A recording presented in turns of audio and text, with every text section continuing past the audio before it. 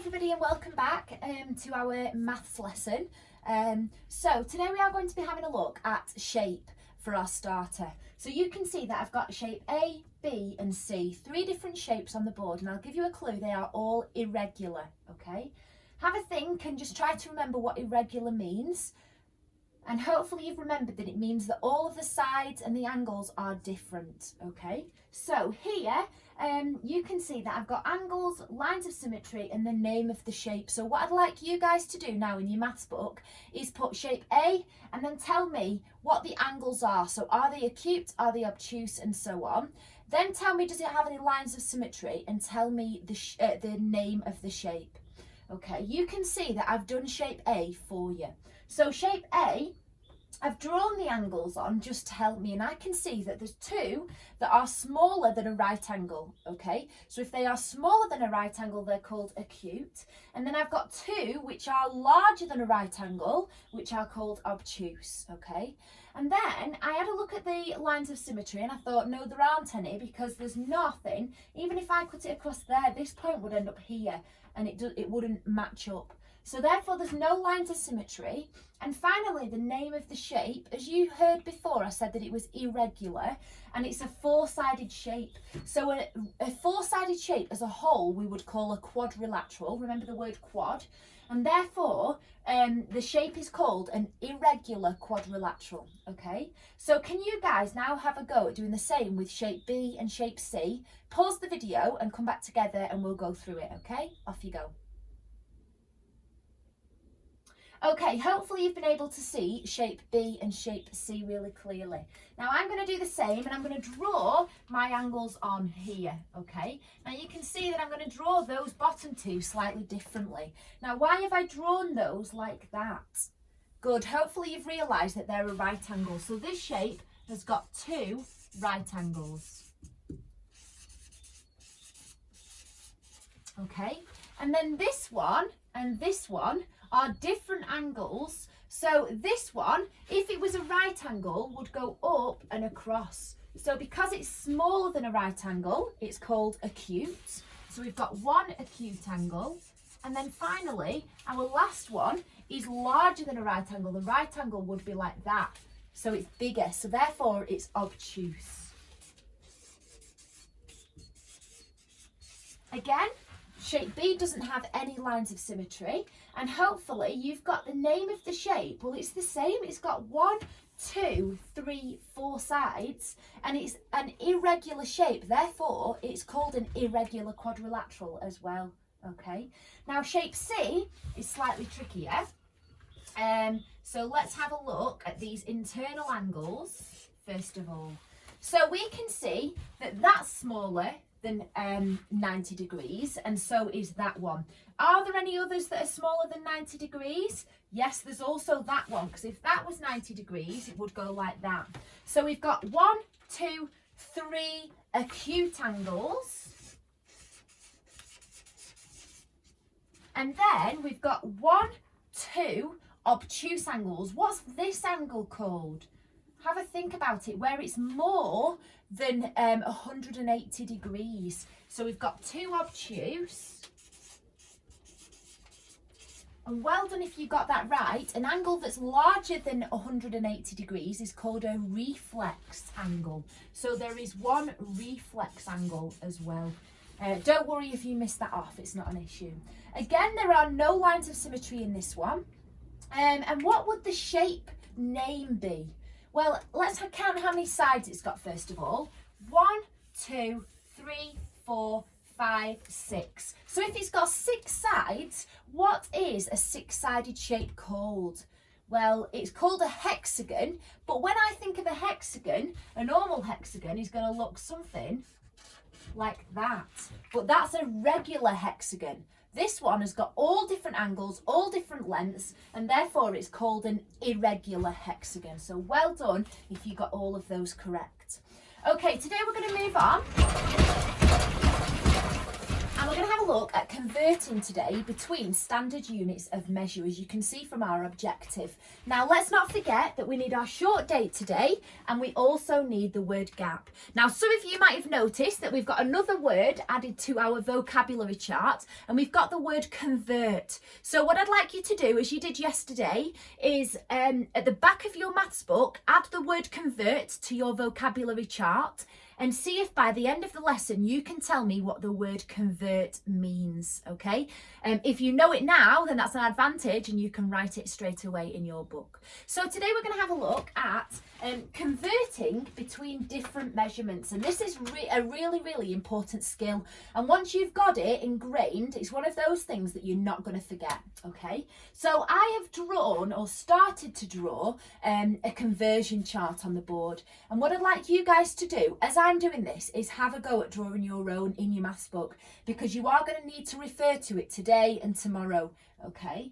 So I've started off with length, and we're looking at meters today when we measure length, okay?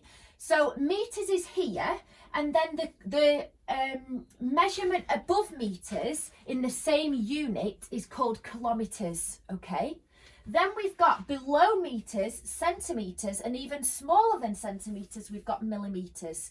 Now, when we did this earlier in the year, we did something similar, and we got rulers out, and we got tape measures and meter stick rulers, and we had a look at the actual size of a millimeter, of a centimeter, of a meter, and then of what a kilometre would be like. So you've already seen the visual of what that looks like, so you know that this is the smallest and this is the largest, okay?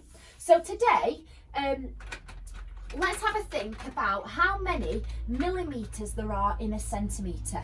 Now, this might help you. I've just got a stick, a ruler stick here, and you can see, if I put my hand behind it there, you can see that these tiny little lines here are the millimetres, okay? And then where it says number 1, that's centimetres. So you can see at the end it says centimetres and millimetres. So have a look, how many millimetres are there in a centimetre? Good. So hopefully you've either counted or you just know off the top of your head that there are 10. So there's 10 millimetres in 1 centimetre. So to convert from millimetres to centimetres, then we have to divide by 10, okay?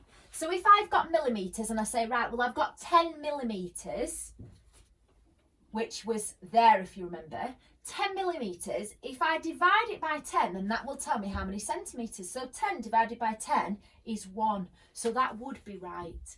Then, how many centimetres do we have in metres? So what am I going to do to find centimetres in metres? Well, I'm going to divide by however many centimetres there are in a metre. And we should all know that there are 100, okay? And then finally, when we look at metres to kilometres, kilo, always think of 1,000. So there are 1,000 metres in a kilometre, therefore we're going to divide by 1,000. And we'll test this chart to see if it works. So we've gone from millimetres to larger, but now we're going to go from kilometres and go smaller. So if I'm converting from kilometres to metres, I now do the inverse of dividing by 1,000. And you should hopefully know that the inverse of dividing by 1,000 is timesing by 1,000. Okay, so you guys have a go at completing this, please. And once you have done that, then we're going to move on to mass. Okay, so if you need to pause the video whilst you do that, that's absolutely fine. Okay, then we move on to mass, which is grams and kilograms. So quite often when we're baking, it will say you need 400 grams of flour, or you need 1 kilogram of sugar. Okay, so we're going to have a look now. And to go from grams to kilograms, again, because we're going from smallest to largest, like we did that way, and you can see that the arrow is going that way, the word kilo, again, means 1,000. So I am going to divide by 1,000. And then if I go backwards and I think, right, well, how many kilograms are there in, how many grams are there in 1 kilogram? Then I would times by 1,000. Okay.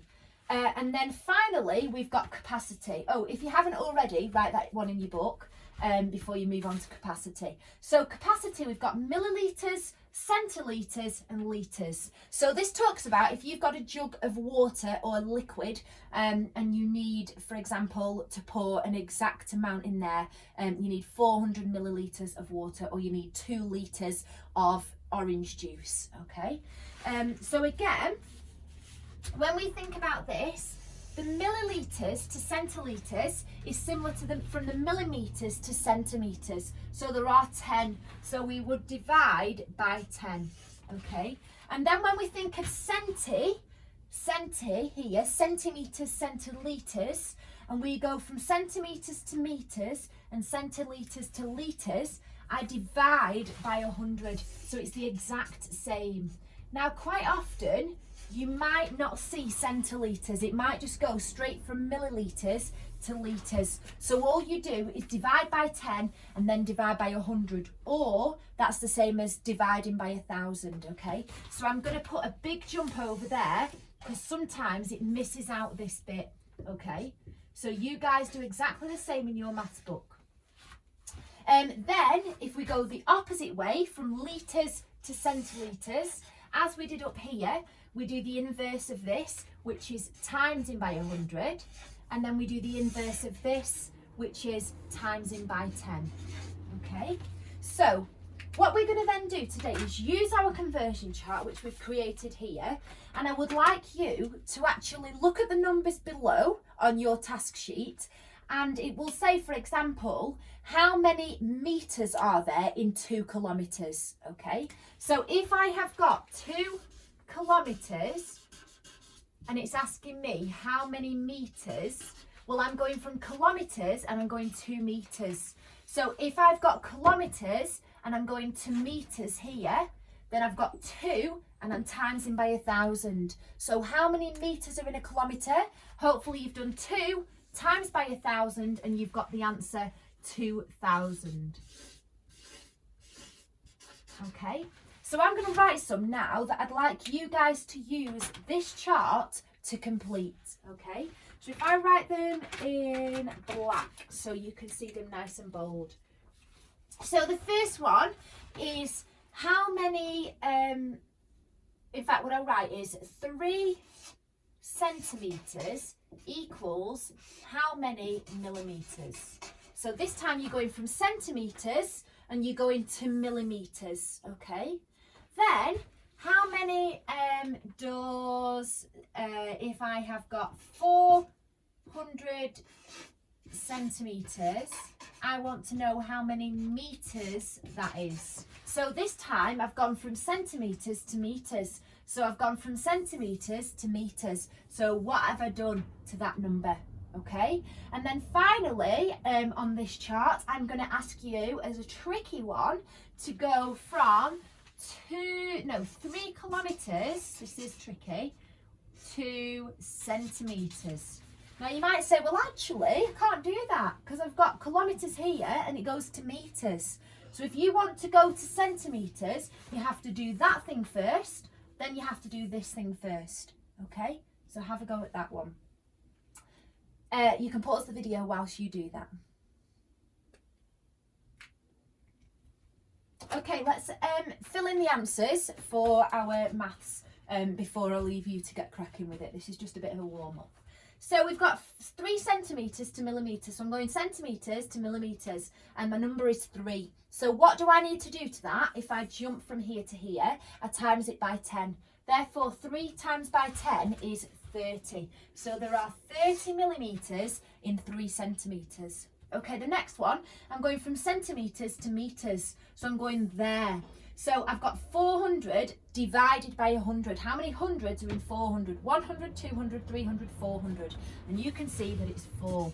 So therefore 400 centimetres equals 4 metres. Okay, and then finally, I said this was a tricky one. We've got 3 kilometres and we're going to centimetres. So I'm doing a big jump here and then another big jump. So I've got 3 times by 1,000, which is 3,000. And then 3,000 times by 100, so you've hopefully got the answer 300,000, which looks like this. Okay, 300,000. So well done if you have got that. It's the exact same when working with length as it is with the mass and the capacity. Okay, so it's no different. So have a go at the questions below and use this chart that hopefully is drawn in your book. Just again, a little reminder, don't forget to include the word convert in the back of your maths book for your vocabulary. And if you haven't already from yesterday's maths lesson, can you include the word average as well and tell me what that means? Okay. And